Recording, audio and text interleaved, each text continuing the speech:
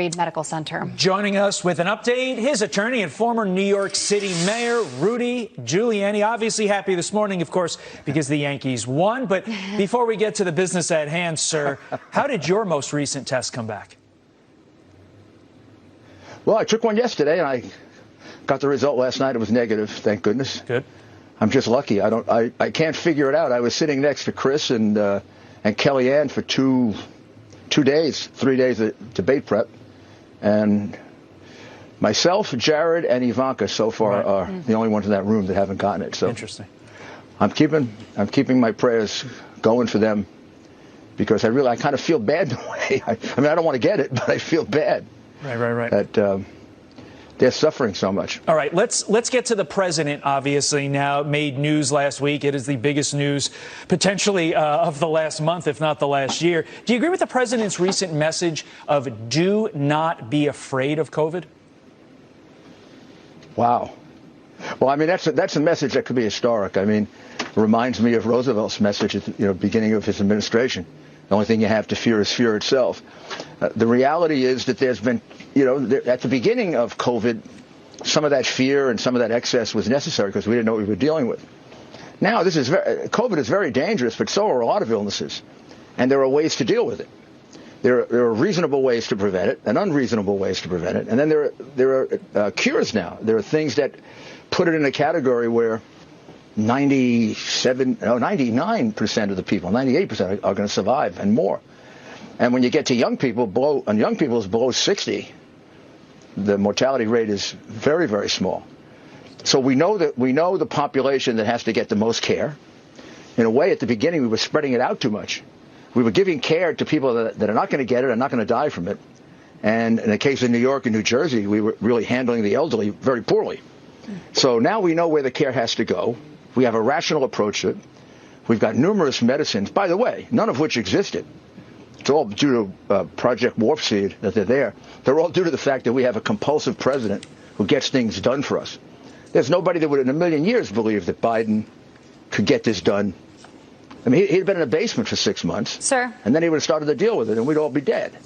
You know that there's been a lot of criticism surrounding, how everything that's happened over the course of the last few days, which seems like a year. It seems like a lifetime. A lot of the media is reacting. We have a Washington Post columnist who calls for defunding of the Walter Reed Medical Center after the president announced his plan to return to the White House. You can see here, this is from Jennifer Rubin, who says Congress might want to defund Walter Reed. It is a public health hazard. What planet does Conley, that's the president's doctor, inhabit? Where is the rest of Walter Reed, the VP? They are remarkable cowards. You have that criticism. You have a lot of criticism stemming from what we all witnessed on live TV last night when the president made his way on Marine One back to the White House. And then once he stepped off of Marine One and up the steps to enter the White House, he took off his mask right away. A lot of people are saying, you're positive for COVID-19. Why are you taking off the mask right away? There's been criticism after criticism. What do you say to that? Well, first of all, as to the criticism of Walter Reed, I mean, maybe they should wait and see what the result is. I mean, the president went in there sick.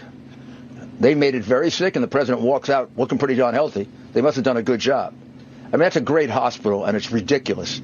I mean, it gives you a sense of how irrational the hatred of Donald Trump is. Because they hate Donald Trump and they cured Donald Trump, they want to defund Walter Reed Hospital. I mean, they're getting crazy like Pelosi. And the fact is, he took his mask off because he was talking to people. He was going to address people and wave to them. He wanted to see his face to show that he looks good. He's 500 feet away from anybody. It's like when Biden puts the mask on and the people you're a football field away. The only thing that can get infected are the teleprompters. I mean, there's nobody around the guy. The mask is on for political theater. I mean, you got to realize that. Biden wears that mask. I don't know if it's a security blanket, like the kids who carry the little blankets around. Or when he comes out of the basement, or it's just to kind of frighten everybody that COVID is much worse than we think it is. Just a couple seconds. COVID is bad, but we can go forward with our lives. We don't have to be paralyzed by it. The Democrats want to paralyze us, I think in part because they want a bad economy, and they're not getting it. Trump is building this economy back so fast, it's way ahead of any of the experts. Or they want to frighten us because they love to have us in a dependent state, which is why they make welfare better than work. If you're in a dependent state, they figure you're going to vote for them. And that's their only formula to success, because they offer nothing but socialism and failed policies. I mean, there's no way that Biden and Obama would have reacted to this as well as Donald Trump did.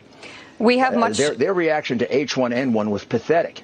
Pathetic. We have a lot to talk to you about. We're going to take a quick break, and we're going to come back with a little bit more on this, including an update on how the president is doing this morning. Stay with us.